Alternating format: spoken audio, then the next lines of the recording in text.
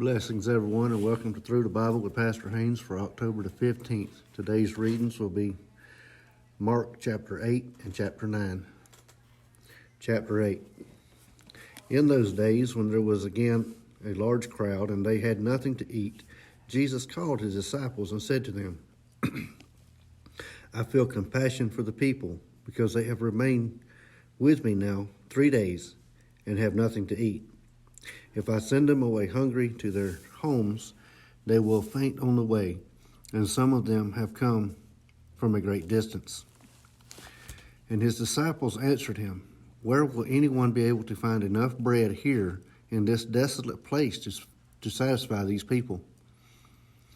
And he was asking them, How many loaves do you have? And they said, 7. And he directed the people to sit down on the ground. And taking the 7 loaves, he gave thanks and broke them, and started giving them to the disciples to serve them. And they served the people. They also had a few small fish, and after he had blessed them, he ordered these to be served as well. And they ate and were satisfied. And they picked up 7 large baskets full of what was left over of the broken pieces. About 4,000 were there, and he sent them away. And immediately he entered the boat with his disciples and came to the district of Dalmanutha.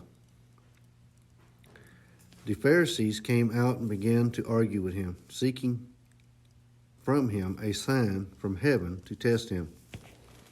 Sighing deeply in his spirit, he said, Why does this generation seek a sign? Truly, I say to you, no sign will be given to this generation. Leaving them, he again embarked and went away to the other side. And they had forgotten to take bread, and did not have more than 1 loaf in the boat with them. And he was given orders to them, saying, Watch out, beware of the leaven of the Pharisees and the leaven of Herod. They began to discuss with one another the fact that they had no bread. And Jesus, aware of this, said to them, Why do you discuss the fact you have no bread? Do you not yet see or understand? Do you have a hardened heart? Having eyes you do not see, and having ears you do not hear, and do you not remember? When I broke the 5 loaves for the 5,000, how many baskets full broken pieces you picked up? They said to him, 12.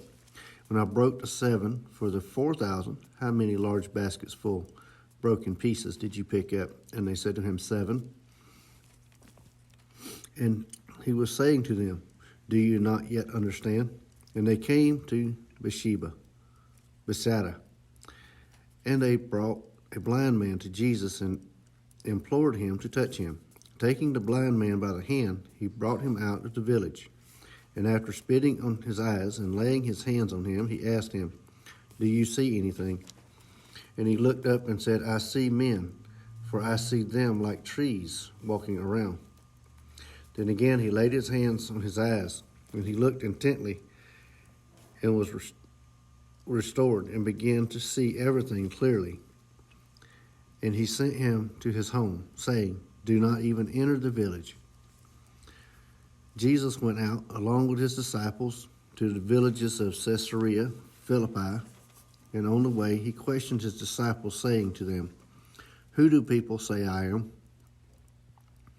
They told him, saying, John the Baptist, and others say Elijah, but others one of the prophets. And he continued by questioning them, But who do you say I am? Peter answered and said to him, You are the Christ. And he warned them to tell no one about him. And he began to teach them that the Son of Man must suffer many things and be rejected by the elders and the chief priests and the scribes, and be killed, and after 3 days rise again. And he was stating the matter plainly. And Peter took him aside and began to rebuke him. But turning around and seeing his disciples, he rebuked Peter and said, Get behind me, Satan, for you are not setting your mind on God's interest, but man's. And he summoned the crowd with his disciples and said to them, If anyone wishes to come after me, he must deny himself and take up his cross and follow me. For whoever wishes to save his life will lose it, but whoever loses his life for my sake and the gospel's will save it. For what does it profit a man to gain the whole world and forfeit his soul? For what will a man give in exchange for his soul? For whoever is ashamed of me and my words in this adulterous and sinful generation, the Son of Man will also be ashamed of him when he comes in the glory of his Father with the holy angels. Chapter 9. And Jesus was saying to them, Truly I say to you, there are some of those who are standing here who will not taste death until they see the kingdom of God after it has come with power. 6 days later, Jesus took with him Peter, James, and John and brought them on a high mountain by themselves, and he was transfigured before them. And his garments became radiant and exceedingly white, as no launderer on earth can whiten them. Elijah appeared to them along with Moses, and they were talking with Jesus. Peter said to Jesus, Rabbi, it is good for us to be here. Let us make 3 tabernacles, one for you, one for Moses, and one for Elijah. But he did not know what to answer, for they came terrified. Then a cloud formed, overshadowing them, and a voice came out of the cloud. This is my beloved Son, listen to him. All at once they looked around and saw no one with them anymore except Jesus alone. And they were coming down from the mountain. He gave them orders not to relate to anyone what they had seen until the Son of Man rose from the dead. They seized upon that statement, discussing with one another what rising from the dead meant. Then asked him, saying, Why is it that the scribes say that Elijah must come first? And he said to them, Elijah does first come and restore all things. And yet how is it written of the Son of Man that he will be suffering many things and be treated with contempt? But I say to you that Elijah has indeed come, and they did to him whatever they wished, just as it is written of him. When they came back to the disciples, they saw a large crowd around them, and some scribes arguing with them. Immediately when they entered the crowd, saw him, they were amazed and began running up to greet him. And he said to them, What are you discussing with them?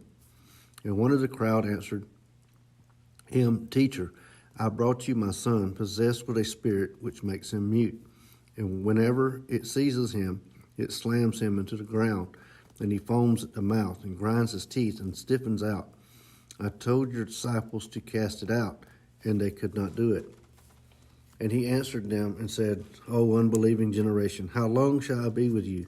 How long shall I put up with you? Bring him to me. They brought the boy to him. When he saw him, immediately the spirit threw him into a convulsion. And falling to the ground, he began rolling around and foaming at the mouth. And he asked his father, How long has this been happening to him? And he said, From childhood. It has often thrown him both into the fire and into the water to destroy him. But if you can do anything, take pity on us and help us. And Jesus said to him, If you can, all things are possible to him who believes. Immediately the boy's father cried out and said, I do believe, help my unbelief. When Jesus saw that the crowd was rapidly gathering, he rebuked the unclean spirit, saying to it, You deaf and mute spirit, I command you, come out of him and do not enter him again. And after crying out and throwing him into a terrible convulsion, it came out, and the boy became as much like a corpse that most of them said, He is dead. But Jesus took him by the hand and raised him, and he got up. When he came into the house, his disciples began questioning him privately. Why could we not drive it out? And he said to them, This kind cannot come out by anything but prayer. From there they went out and began to go through Galilee, and he did not want anyone to know about it. For he was teaching his disciples and telling them, "The Son of Man is to be delivered into the hands of men, and they will kill him. And when he has been killed, he will rise in 3 days later." But they did not understand this statement, and they were afraid to ask him. They came to Capernaum, and when he was in the house, he began to question them. "What were you discussing on the way?" But they kept silent, for on the way they had discussed with one another which of them was the greatest. Sitting down, he called the 12 and said to them, "If anyone wants to be first, he shall be last of all and servant of all." Taking a child, he set him before them, and taking him in his arms, he said to them, "Whoever receives one child like this in my name receives me, and whoever receives me does not receive me, but him who sent me." John said to him, "Teacher, we saw someone casting out demons in your name, and we tried to prevent him because he was not following us." But Jesus said, "Do not hinder him, for there is no one who will perform a miracle in my name and be able soon afterwards to speak evil of me. For he who is not against us is for us. For whoever gives you a cup of water to drink because of your name as followers of Christ, truly I say to you, he will not lose his reward.